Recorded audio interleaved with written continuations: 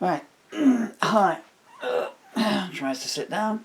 There will be a creek. Or maybe a river. Okay, right. Hi, dear friends. How you doing there? Give me a second. Oh, internet's gone down. Oh, the prehistoric. Right. Okay. I don't know how long this is going to take, so just need to realign the jaw. We'll do what we can do. I need to look in the right place. The viewfinder's over there. So, there are no new songs today for the first time in 13 days. I'm afraid that the disease has just spread into the fingers too much. Yesterday was the 6th of June, so it's the 7th day, and yesterday I wrote, and everybody looks the other way, and I just couldn't play it. So I think I'm done on the songs now. But anyway, so let's not be downhearted. It's only death of the worst disease in the world. But apart from that, so it's been a long time since I've done any comedy writing, and I don't even know if this is funny yet, so it might still be a long time since I've done any comedy writing. So long story short, so I always have the laptop next to me when I sleep playing, because I need to keep waking up, obviously, because the neck goes down and choking to death, etc. So there's a bundle of laughs so far, aren't they? Oh goodness me. So, as I was saying, I don't know, maybe a year ago or something, there's a podcast starring two American guys, Dana Carvey, who is, I know, actually needed BT Wi-Fi. Pay your own bills. And David Spade. I kind of knew both of them because an ex-girlfriend of mine loved a TV series called Just Shoot Me. And he was in that. And Dana Carvey I knew because he was, I think it's the same one, he was in a TV movie perhaps. My recollection is it's I should IMDb it. It's a remake of The Nutty Professor. Where is that camera pointing to? I can't even see myself in it. And there was an actress in it who was in a TV series called Duet, which was on, I don't know, the 80s here, and it was on Channel 4. We used to get them here in the UK. There's only 4 channels in those days. Might be a bit later than that. There was a series of them, Love and War, that was on early in the morning. I used to stumble in from a concert, and that was some girl who was in, goodness me, I'm going down all to Home Street here now.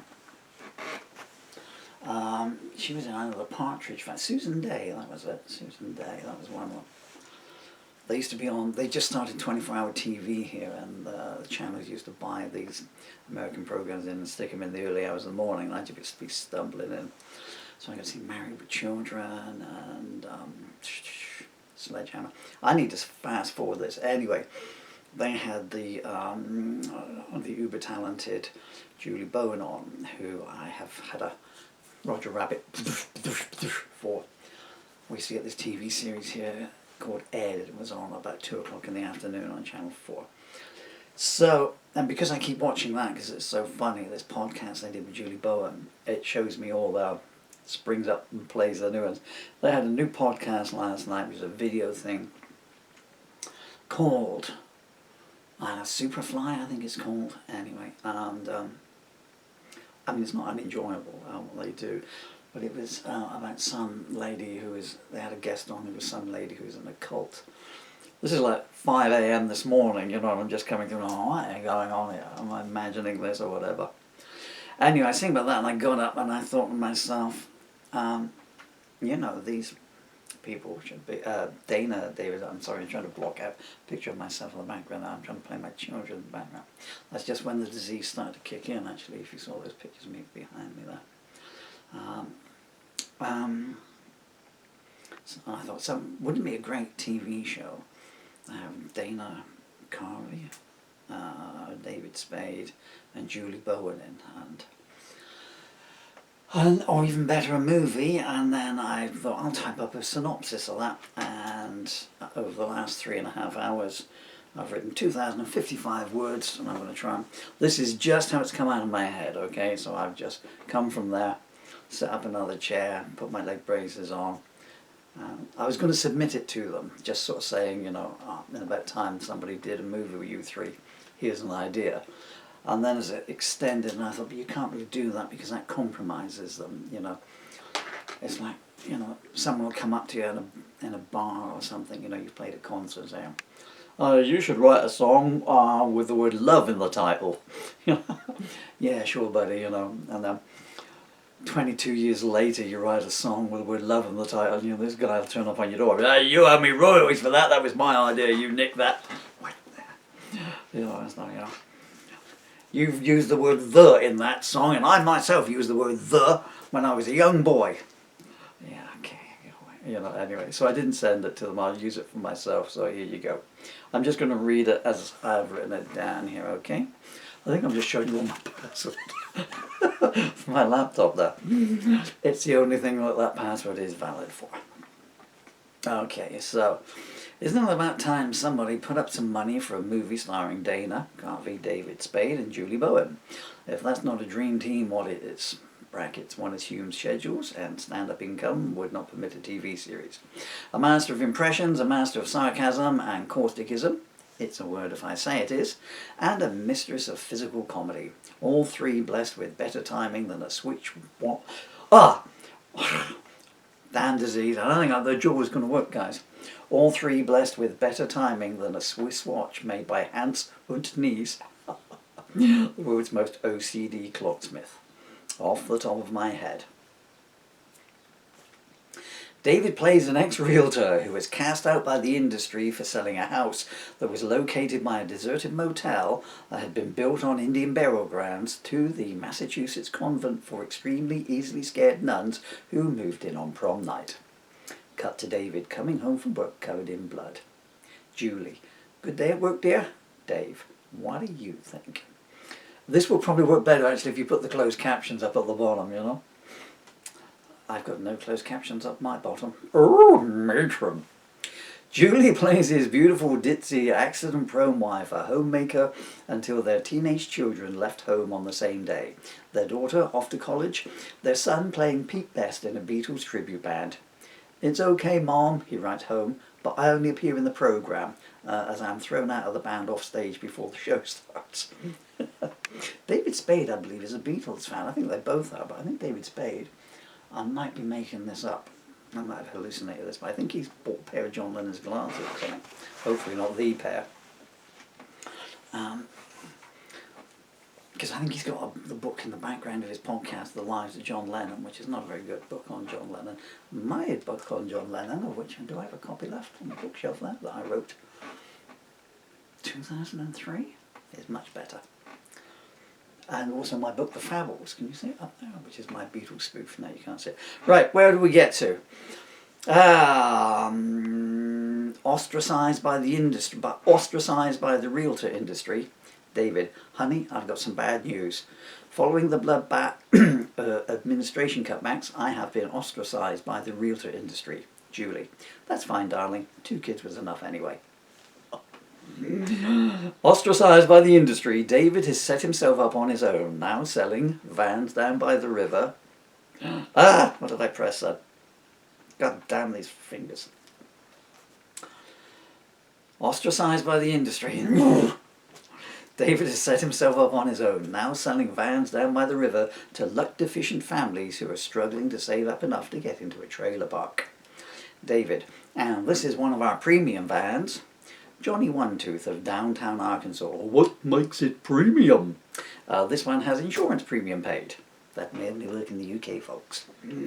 What's the advantage to that? Well, you can smoke in bed. Camera pans back to show 6 children aged 2 to 7, all with cigarettes in their mouths.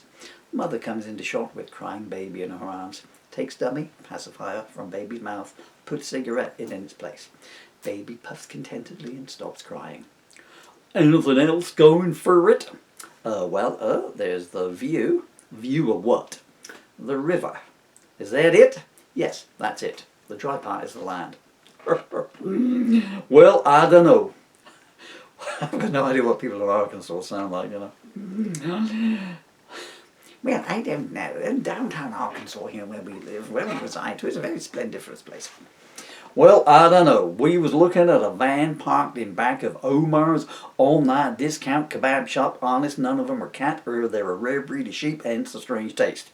There's a lot of space there now, ever since the shop sign fell off and killed 23 people sleeping in tents below it. Ah, but does it have a view of the river? Depends which way you look, and if you got a telescope. Anyway, the location's more convenient for my eldest daughter Leanne's business. Business? What sort of business does she run from a kebab shop car park? Well, she's a holistic neurologist specializing in eclectic and integrative therapy. Really? No, she's a hooker. Oh, I'm sorry to hear that. Why? Good money selling hooks. David does stone water camera. At a loose at a loose end, and without the children at home, and thrown out of the church for her husband's accessory to none-aside. Brackets. Cut to shot of church on Sunday morning. Stop it, concentrate. Sound like the wife on the honeymoon. Stop that and concentrate. Sorry. Cut to shot of church on Sunday morning. Julie and David are being forced back off the steps to the entrance. Camera pans to show young children prodding them with pitchforks. Other children hold burning torches. An old lady church warden is shown by a notice board. The heading on the notice board is Satan of the Week. She takes down a picture of the Ayatollah and puts up a wedding photo portrait of Julie and David. Julie, over shoulder as she and David flee the mob. Aren't you supposed to be all about the forgiveness? Preacher, as Sam Kinniston. Where's the profit in that? Ah! Ah! Ah! I think that's how Sam Kinniston does it. I remember when he came on the TV. He came over here, must have been about 89. I think it was Saturday Night Live or something, and which was on its Channel 4 Saturday evening. And I thought, that guy is different. I never thought anything of him until I came across a Jay Leno podcast recently. Where do we get to? Oh, loose end continued. Unless you read this bit first, in which case, pre-loose end. Julie joins a local yoga club at the behest of a new neighbour, Marcy Front, who has just taken the house next door to them with her partner, Jack Back, who is a spiritual advisor and part-time penguin balancer. First meeting. Jack, here's my card. Julie, reading. Let me love you. Back and front. Oh darn, that's an old one. I was advised to change it. Here, this is my current card. Jack Back. Sham man? What? No, it says shaman. No, it doesn't. Look, it's got two M's in it. Damn it. I've got to stop using that dyslexic printer. You'd have thought I'd have learned after I got 1,000 letterheads that was supposed to say my account. Think about it. I need to speed up. Let's note to myself here. Anyway, the yoga club is one of a series that are a front for an underground haddock stretching empire. Nah, just kidding. It's a cult. Julie, at a low edge, gets pulled into its sinister clutches with much hilarity along the way caused by her stumbles, accidents and pratfalls. Also the name of my solicitors. Julie gets spirited away to a remote location, short of disrepair blighted Mar-a-Lago, sign-on gate, divorce foreclosure, no reasonable offer refused, secret documents thrown in for free, brackets, no salespeople, no salesman, people called Vladimir, except by appointment, close brackets. Oh, and then it just goes into old bits, which are just various scenes leaping ahead here. So Marcy is showing Julie around, I guess. Marcy, there are 7 doors to enlightenment. Did I say what's going on here? Oh yeah, so the idea is that a cult, and Julie gets up to, I think there's a podcast or something about a cult. How am I doing for time now? So, and the lady was saying that she'd been in a cult who Dana and David were interviewing, and that she'd gotten free from it. And, well, obviously, otherwise she wouldn't be able to go on a podcast and say about it, would she? So that's where I got I had this from, and I think I may have hallucinated again, I don't know, but I'm fairly certain she said something, maybe it was tongue-in-cheek, about yoga clubs being, a form of cult. And I think, what, what's Sunday school, what's Christianity then, anyway, so anyway, these are just odd snippets now, odd bits. Marcy, there are 7 doors to enlightenment. Marcy and Julie are shown going down a corridor. Signs on doors read, hot chicks with low self-esteem, hot chicks with low self-esteem and daddy issues, bi-curious hot chicks with low self-esteem and daddy issues, double-jointed hot chicks with low self-esteem and daddy issues, etc. Julie pauses by a door to the side that has exit crossed through and the word uggos written on it in marker pen. Julie, what's this door, Marcy? Marcy, oh, ignore that. That door is for non-believers. Julie surreptitiously opens the door while Marcy is distracted by a hot blonde lady walking past dressed as a sexy little Bo Peep.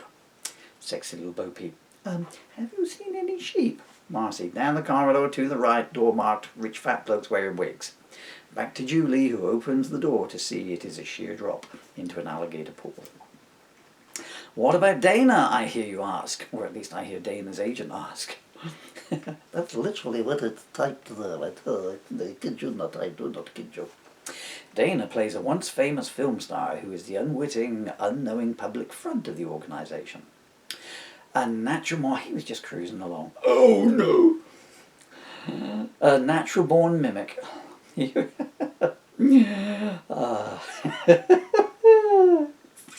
Sorry. Paul Murphy will be back in a minute. Hi, did you miss me? A natural born mimic. He was taken. I'm sorry, I know what's coming. It's not fun. I'm not going to read that bit. You'll never know. Sorry. A natural... Let's go. Dana plays a once famous film star who is the unwitting, unknowing public front of the organisation. A natural born mimic. He was taken home from the maternity ward by the wrong parents because he was imitating the baby in the crib next to him. Dana was put on the stage by his parents in his youth. Sometimes, due to his amazing mimicry, he was used as a stage. An early breakthrough came when Mickey Rooney took him under his wing. Shot of Rooney dressed as a chicken outside of Colonel Sanders. It's pronounced Sanders. Well, it was only a supporting role. Shot of Dana as an egg. But it led to a part on late-night cable TV show Sadly No Laughter. I'm sure you're getting all these little in-puns. After leaving a mid-season tour of the show in Acrimony, a small town in Arkansas, he landed what turned out to be his breakout role, playing an Indian pretending to be Chinese flamboyant gay manservant in the Blake Edwards film they'll never be able to make this 20 years from now.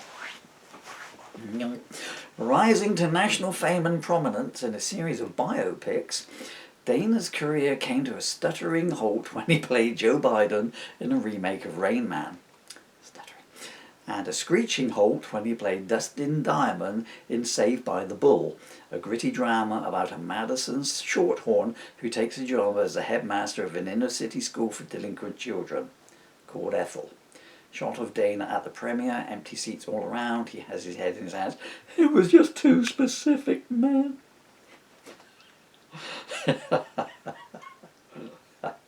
Attempting to bounce back from... Focus. Attempting to bounce back from this, he took a role as a cross-dressing...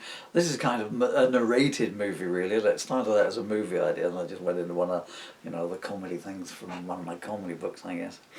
Attempting to bounce back from this, he took a role as a cross-dressing model in a remake of a do that again. Take two. Take two between meals. Attempting to bounce back from this, he took a role as a I'm so sorry, it's damn disease. How long you got? Until your $10 is up. Attempting to... I'm sorry, I just thought of one line about I gotta go to a hooker, and she says it's $10, and he says, well, I've only got 5. Can you do half and I'll finish myself off? Sorry.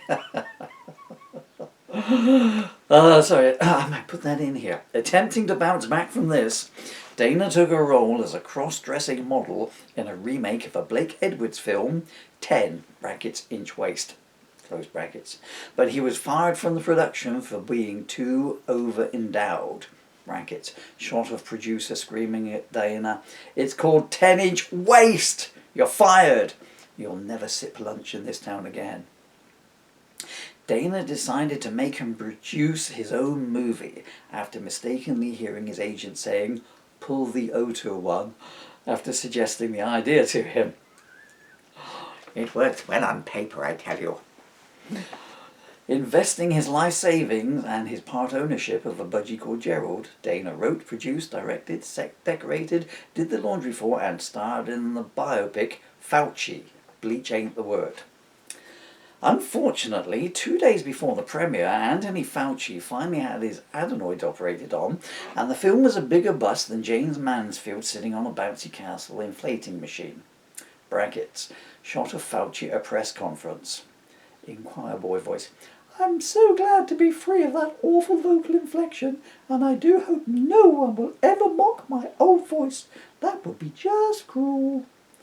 Because I think when a Dana, I think he does Anthony Fauci, and Fauci, I can't do it. As if there was, I can't even talk with my own voice these days, let alone anyone else's. As if this was not devastating enough, the rise in AI made Dana's talents uncalled for in films, as producers would computer generate in any historical figure they needed for their projects at minimal cost. Shot of Dana in a cafe, head in hands, talking to the waitress. "My career has been ended by AI. Just like Rock Hudson." Rock Hudson's career was ended by AI? I think that's what I read. Oh yeah, I win. It actually says like, oh yeah, I will. Obviously there was a little bit of that. Anyway, God love to good old Brock. Wherever you two. I hope that they're being nice to you. Anyway, let's speed up. That says that here. Oh, anyway, let's speed up. David comes home from work, house empty of wife. There is a note pinned on the fridge. "Honey, I have gone away to a spiritual retreat with Marcy to find my inner self. I just can't reach it like you do." I think my knuckles aren't flexible enough. "I will be home when I have discovered my own self-worth and how to stop my soufflés from sinking. Dinner is in the supermarket. Love you, Julie XXX. P.S. Have emptied the bank accounts and signed the house over to Marcy and Jack." David, by an as yet unwritten set of events, goes in search of Julie, whose virtue remains virtued due to a series of, truly hysterical sight gags and physical comedy flumps. Along the way, he teams up with Dana, and they go undercover and infiltrate the heinous organisation, witnessing things like this. Oh, have we still got time? Yeah, 23 minutes. I'm so sorry, these files record for 30 minutes at a time, and then they just cut you off dead. Yeah, I've had weddings like that. Dana and David captured and put in a basement. In fact, in the basement of a dungeon. Sign on wall. Gruel available 7 a.m. to 10 p.m. Please note, only dungeon bucks are valid currency and can be purchased in exchange for passports, trust funds, naming a sole heir. Here the pair meet. Here, Dana and David meet a pair of conjoined twins. David, how did you get caught up in all this? Conjoined twins. NB. One speaks the start of each sentence, the other speaks the end of the sentence. Oh, they're two female conjoined twins, I should just say. Well, I don't know why I should just say it, but I will say it. But I'm not going to do that because I'm just no way of doing it. So, David, how did you get caught up in all this? Conjoined twins. We came looking for our lost siblings. Your siblings? Yes. Originally we were conjoined quadruplets, but we were separated at birth. David and Dana stare at each other. Conjoined quadruplets. Dana, changing subject. So, I'm Dana, and this is David. Hi, I'm Charlotte. And I'm Charlotte number 2. Pause. Our parents were really bad at picking names. Dana, so tell us about your parents. Well, our father drives a truck, and our mother has a huge rig. Oh, and then I think we're near the end now. So I'm literally reading this verbatim, although sometimes I read it in English. And sometimes I read it in C#. That's it for now. Okay, skip ahead. Having failed to break Julie's will, did I mention it? Yeah, so Julie's been spirited away by this cult, as is the thing there, the, I don't know, signed axioms, I guess we could call it. Anything that doesn't sue me, we'll call it. That's it for now. Okay, skip ahead. Having failed to break Julie's will and failed to get her to succumb to his carnal desires, Jack decides to brand Julie. Camera shows Julie strapped to a table. Jack is dressed in a white gown. For resisting my indoctrination, I am going to brand you. You mean you're going to copyright me? No, I'm going to brand you. So I'll be Julie Harper R?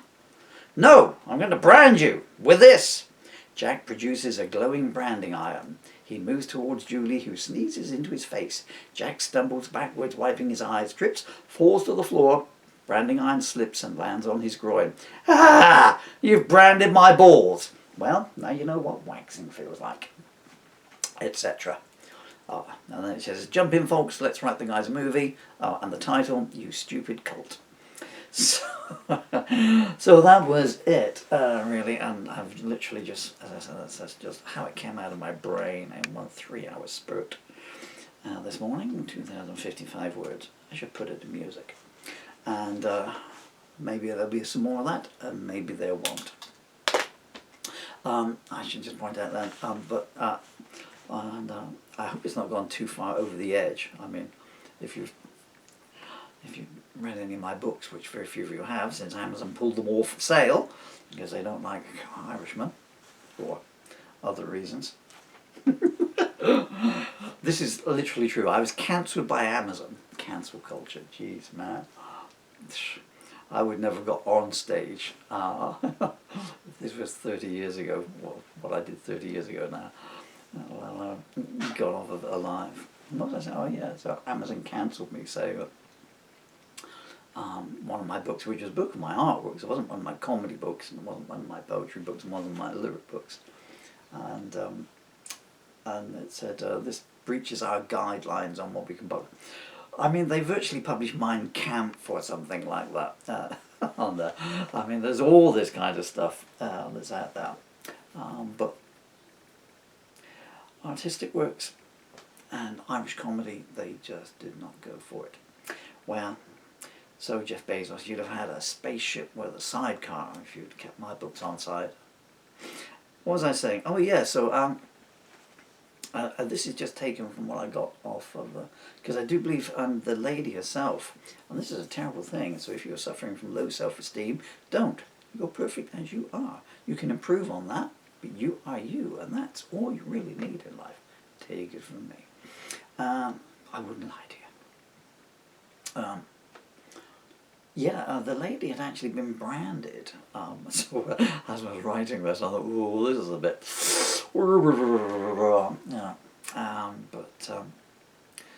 yeah, and this guy had, at some place on her body, had branded her with a branding iron. The guy the cult master, who I assume is in jail now, I don't know. I'm always afraid to even Wikipedia these things in case you... Well, you never know. If you haven't got your tin hat on or your tin Y-fronts, well, who knows what's going to come creeping out of the ether. I used to be married to a girl called Ether. I didn't really. What was I going to say? Yeah, so that's pretty bad, isn't it? So, anyone comes up to you if you're feeling a bit low out of the blue, my advice is to take them with a salt of pinch. So I've been Paul Murphy, and for many a year now, and if fate has mercy, I will be Paul Murphy for a little bit longer, and that is draft number 1 of a little story called, what did I say it was called? Oh, You Stupid Cult. I'm going to try and reach that up. I'm going to have to do it this way. My legs have seized up. The joys of MND.